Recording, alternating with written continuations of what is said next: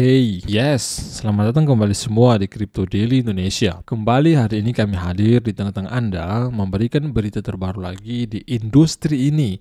Berita menarik apa yang perlu saya sampaikan kepada Anda semua pada kesempatan kali ini? Di antaranya, di kesempatan kali ini saya akan menyampaikan kepada Anda updatean ya, berita kelanjutan dari beberapa video kami yang lalu. Di sana kami menyampaikan bahwa big news bahwa pemerintah Indonesia akan meluncurkan namanya Exchange Nasional. Nah, baru-baru ini kami mendapat informasi teman-teman, dan ini saya akan sampaikan kepada Anda bahwa pemerintah Indonesia secara resmi meluncurkan namanya Exchange Nasional Indonesia. Jadi pada kesempatan kali ini kita akan melihat berita tersebut teman-teman semua. Jika masih ada waktu, saya akan berikan juga beberapa berita menarik lainnya seperti Kuwait melarang mutlak teman-teman kripto di sana, aset virtual secara mutlak dilarang. Apa sih penyebabnya?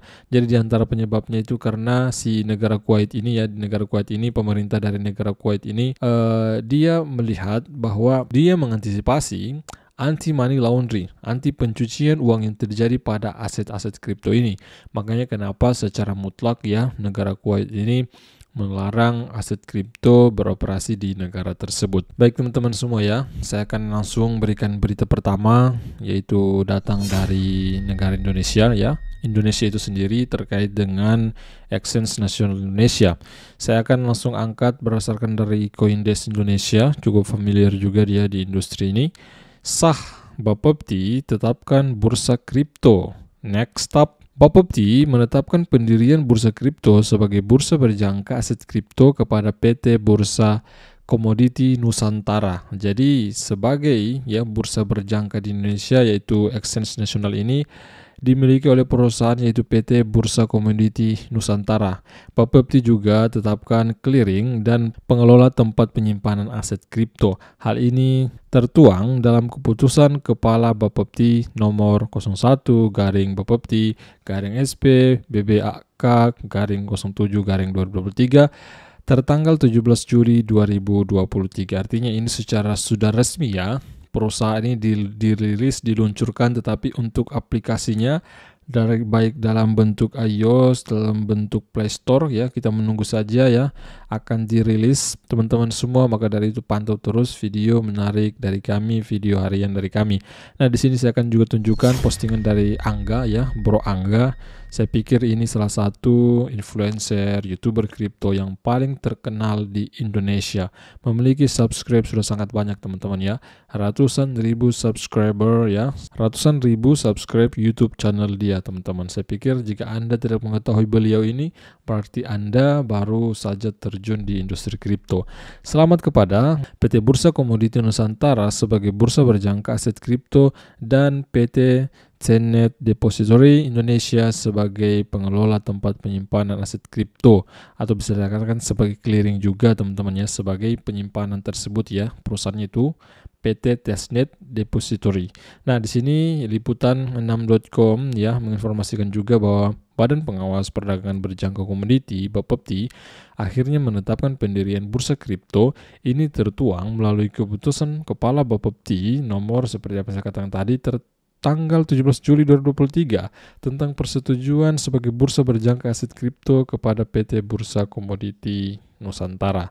Nah, di sini lebih lanjut hal lain yang juga diatur oleh Bapepti adalah pengelola tempat penyimpanan aset kripto melalui keputusan Kepala Bapepti ya, ini tertanggal 20 Juli 2023 tentang persetujuan sebagai pengelola tempat penyimpanan aset kripto kepada PT Cenet Depository Indonesia. Seperti itu teman-teman semua. Intinya bahwa berita kali ini bahwa negara Indonesia secara resmi telah meluncurkan namanya Bursa atau Exchange Nasional Indonesia. Saya pikir ketika ini sudah berjalan normal nantinya ya, saya pikir banyak orang Indonesia yang akan pindah ke exchange ini untuk melakukan transaksi, untuk melakukan pencairan teman-teman. Karena ini saya pikir exchange ini salah satu exchange yang aman ya, karena ini di backing langsung oleh pemerintah. Ketika terjadi apa-apa, pastinya pemerintah akan bertanggung jawab. Berbeda dengan misalkan exchange lain ya, bukan saya mengucilkan teman-teman, tetapi ini kita melakukan perbandingan lah. Walaupun memang kalau saya pikir ya untuk pajak itu sendiri, saya pikir sama dengan exchange kripto Indonesia yang memiliki lisensi di otoritas berwenang di Indonesia itu sendiri. Bukan hanya berita ini, saya akan sampaikan di antaranya. Berita apa lagi? Nah, di sini saya akan tunjukkan juga bahwa baru-baru ini Nasdaq itu mengumumkan melakukan pembatalan untuk rencana apa? Rencana meluncurkan namanya layanan crypto custody, artinya penyimpanan kripto, kurang lebih sama seperti exchange, intinya penyimpanan kripto custody, teman-teman ya. Intinya seperti itu, bahwa mereka ini sebenarnya di beberapa bulan yang lalu itu sudah merencanakan untuk meluncurkan layanan crypto custody ini, tetapi dengan kondisi yang terjadi di Amerika Serikat, ya mungkin mereka melihat SEC melakukan banyak tuduhan dan lain sebagainya, makanya kenapa Nasdaq ini ya, atau Nasdaq ini mengulurkan niatnya, artinya tidak jadi ya untuk meluncurkan namanya layanan crypto custody ini.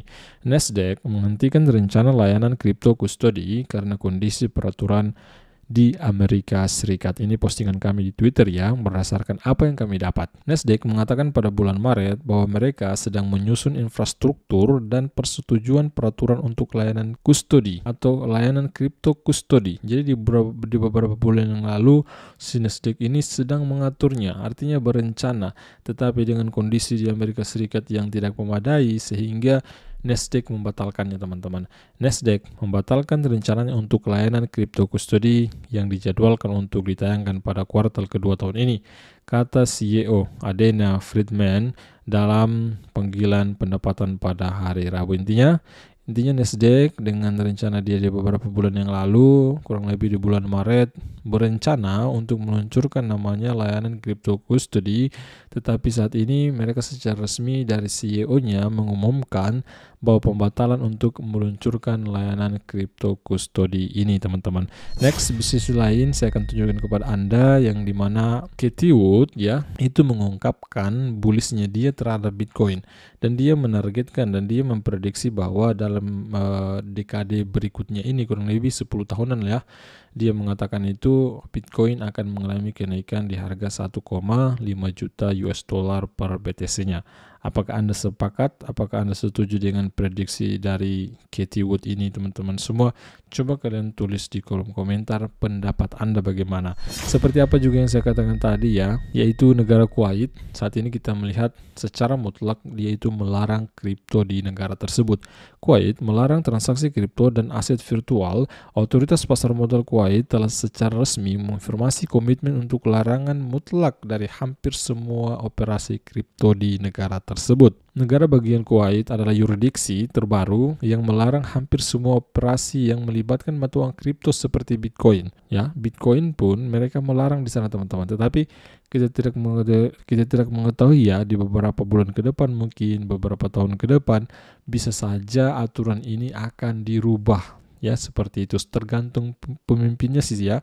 Ketika puncak pimpinan mengatakan mengizinkan Bitcoin, mengizinkan kripto, saya pikir sangat mudah untuk kembali beroperasi di negara tersebut, kembali diizinkan di negara tersebut. Pada 18 Juli, regulator keuangan utama Kuwait, otoritas pasar modal atau CMA atau Capital Market Authority ya, mengeluarkan surat edaran tentang pengawasan dan penerbitan aset virtual di negara tersebut. Dalam surat edaran tersebut, CMA mengonfirmasi komitmen terhadap larangan mutlak pada kasus penggunaan utama dan operasi yang melibatkan mata uang kripto, termasuk pembayaran, investasi, dan penambangan.